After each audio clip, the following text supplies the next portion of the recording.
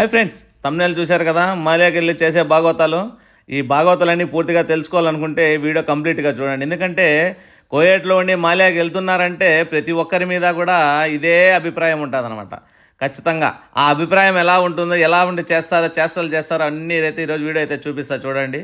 ఇప్పుడైతే నేను ప్రజెంట్ అయితే 10:25కి అయితే బయలుదేరినా, మా ఇంటి దగ్గర నుంచి అయితే బయలుదేరినా. నేను ఉండేదైతే రౌదా అనే ఏరియాలో నన్నైతే ఇప్పుడు మాలియాలో డ్రాప్ చేసేదానికి మా ఇంట్లో ఉన్నాడు కదా, మాకు కొత్త డ్రైవర్ వచ్చాడు. ఆ డ్రైవర్ అయితే డ్రాప్ చేసేదానికైతే పిలుచుకొని వెళ్తున్నాను అనమాట. డ్రాపింగ్ పికప్పింగ్ ఇంకా అతన్ని అయితే వాడుకుంటా. ఇన్ని రోజులైతే మా ఫ్రెండ్స్ వచ్చేవాళ్ళు పోయేవాళ్ళు.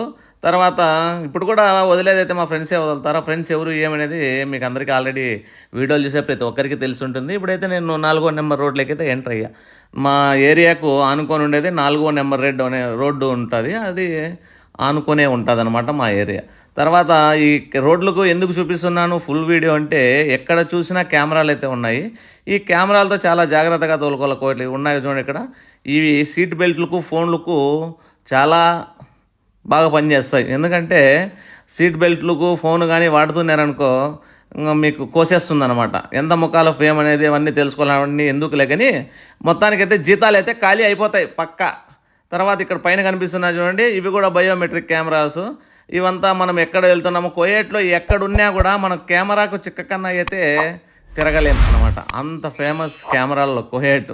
తర్వాత ఇది వచ్చి 50 నెంబర్ రోడ్ అనమాట. ఇప్పుడైతే ప్రజెంట్ అయితే 50 నెంబర్ రోడ్లకి అయితే ఎంటర్ అయినాము. 50 నెంబర్ రోడ్లు అయితే పెద్ద పెద్ద బడే బాపులు ఉంటాయి. ఆ బాపులు ఏంటంటే తెలుసుకోవాలనుకుంటున్నారా? చూడండి, ఇది వచ్చి 150 దినార్లు ముఖాలఫ్ అంటే మీరే లెక్కేసుకోండి. స్పీడ్ కెమెరాలు ఇవంతా.